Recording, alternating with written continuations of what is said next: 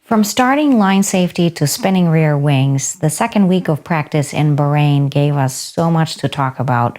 My name is Irina, and I will be your host this week for On the Track.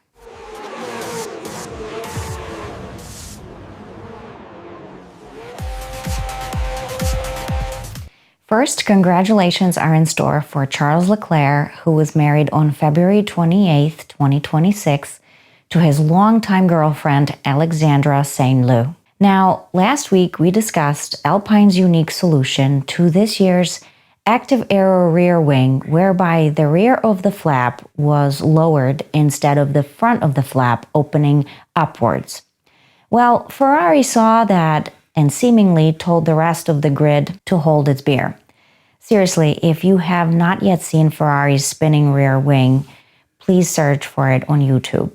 While other teams look like they have just took what they have learned from the decades of using DRS and applied that to the new regulations, Ferrari took a completely different approach where the top flap of the rear wing rotates, creating not only a larger opening in low drag mode, but also may improve aero braking as it closes. However, I wonder if that rotation would hinder acceleration as it opens.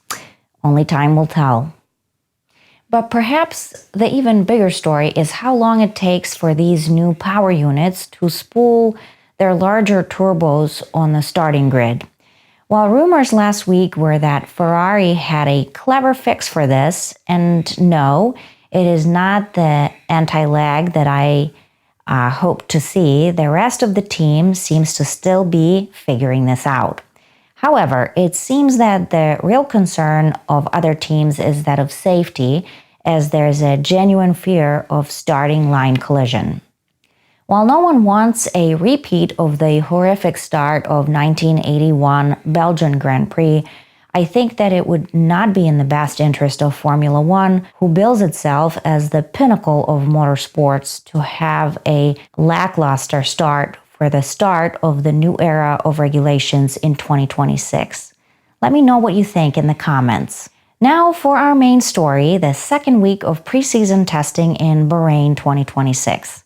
The second week of testing in Bahrain saw noticeable improvements as the average lap time for the grid dropped by almost exactly 2 seconds.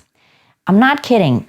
Week first's average quickest lap was 135.753, while week second average fastest lap was 133.744. Racing Bulls picked up the most time from the previous week, gaining 2.659 over their previous week's fastest lap, while Mercedes had least improvement of only 0.866 from the previous week. More on that later. Audi picked up the next most time, gaining 2.536, followed by Williams gaining 2.451, then Alpine with a 2.385, followed by a Ferrari with a 2.217, and Aston Martin with the final teaming showing a greater than 2-second improvement, gaining 2.191, but still being over 4 seconds off the fastest preseason practice lap. Haas gained nearly 2 seconds at 1.907. Then it was Red Bull with 1.689, followed by McLaren with a 1.688. I'm starting to think that there may be some cat and mouse games at play. Then there was Cadillac at 1.518, and finally Mercedes with their aforementioned gain of 0.866. It is these delta times between McLaren, Mercedes, and Red Bull that really have me thinking about who is sandbagging and by how much. I have no doubt that none of the teams are showing everything that they have, other than maybe Ferrari, who seems to be out there with more than one ace up their sleeves, but I digress. McLaren and Red Bull's delta gains were 0.001 seconds apart. With so many variables in testing, when numbers are that close together, I have issues with it being random. It is almost like neither team wanted to tip their hand to show what they really had. Instead, Red Bull and McLaren just wanted to show that whatever they brought to the table, it could be matched. Then the rumors started that Red Bull was running on lower power setting than they were the week prior, and that McLaren was not using the most updated version of the Mercedes power unit. As for why Mercedes was only able to pick up 0.866 seconds over the week prior, I guess we would really have to ask Toto about that. But just like Shakespeare's actual name, it's likely something we will never know. As for mileage, McLaren completed the most laps, which, given their third fastest time of preseason practice, makes them an early favorite in my book. However, Haas and Williams were not far behind, making me think that the midfield will be closer to the top for this season than they were last season.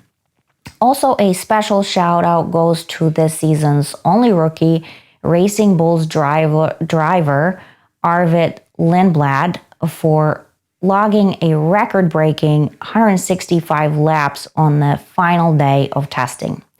Sadly, my Alonso's Aston Martin team only completed 334 laps, as reports that the Honda power unit was not even able to recover 250 kilowatts when the max recovery is 350 kilowatts. The power unit suppliers had a very successful 2 weeks of testing considering the overhaul of the regulations for this year. Mercedes power units had the most laps with 2,986, or an average of 746.5 per team, followed by Ferrari with 2,214, or an average of 708 per team, then Ford Red Bull with 1,403, or 701.5 per team, then Audi with 710, and finally Honda with a dismal 334. Lawrence Stroll, this is for you. Larry, can I call you Larry? You have Adrian Newey give Alonso a car so that he can get a podium. The world needs more of his smile on TV. This wraps up our coverage for preseason testing. Next week, I will give you my predictions for the 2026 season. Until next time, I will see you on the track.